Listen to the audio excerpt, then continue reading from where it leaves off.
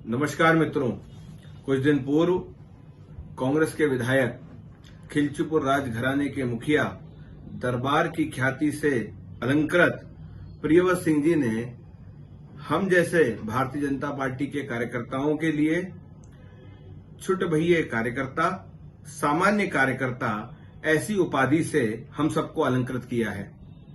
निश्चित रूप से मैं प्रियव्रत सिंह जी को यह बताना चाहता हूं कि हां, मैं भारतीय जनता पार्टी का एक छोटा सा सामान्य सा कार्यकर्ता हूं। हमारी भारतीय जनता पार्टी में ना कोई कार्यकर्ता बड़ा होता है और ना ही कोई कार्यकर्ता छोटा होता है।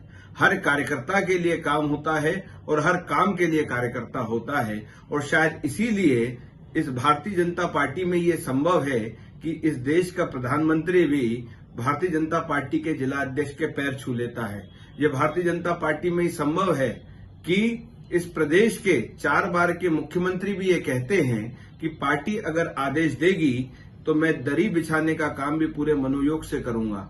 ये भारतीय जनता पार्टी में ही संभव है कि एक सामान्य सा कार्यकर्ता पार्टी के क्षितिज स्थानों पे, सत्ता के क्षितिज स्थानों पे पहुंच जाता है।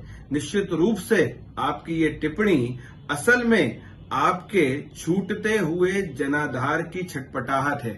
इस देश से राजे रजवाड़ों का दौर तो समाप्त हो गया, परंतु महलों की और सामंतवादी सोच की मानसिक गुलामी के प्रतीक के रूप में आज भी ऐसी बातें जिंदा है।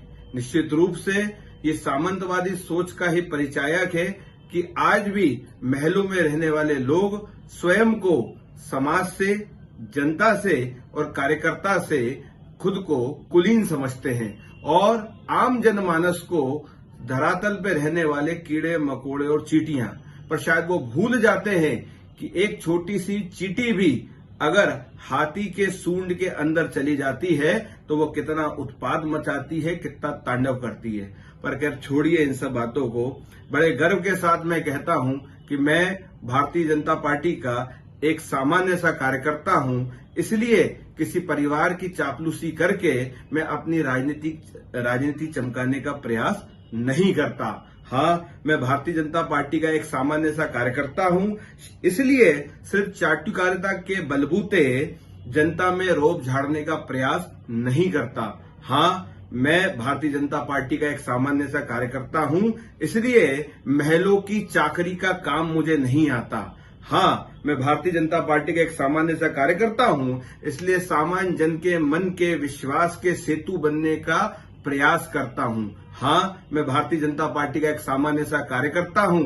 इसलिए सेवा और समर्पण के संकल्प के साथ पंक्ति में खड़े आखिरी व्यक्ति के सुख दुख में हिस्सेदारी करने का प्रयास करता हूं। और अंत में माननीय, मुझे लगता है कि रामधारी सिंह दिनकर जी ने भी शायद ये पंक्तियां उसी समय सामंतवादी सोच और महलों की गुलामी की मानसिकता के विरोध में प्रतिकार स्वरूप लिखी होगी, जो मैं शायद आज यहां बोलने का प्रयास कर रहा हूं कि हुंकारों से महलों की नींव उखड़ जाती है, सांसों के बल से ताज हवा में उड़ता है, जनता की रोके राह समय में ताव कहां, वह जिधर चाहती है काल उधर ही मुड़ता है। और इसीलिए होता भूडोल बवंडर उठता है, जनता जब कोपाकुल होकर भ्रुकटी चढ़ाती है, दो राह समय के रथ का धरधर नाद सुनो, सिंहासन खाली करो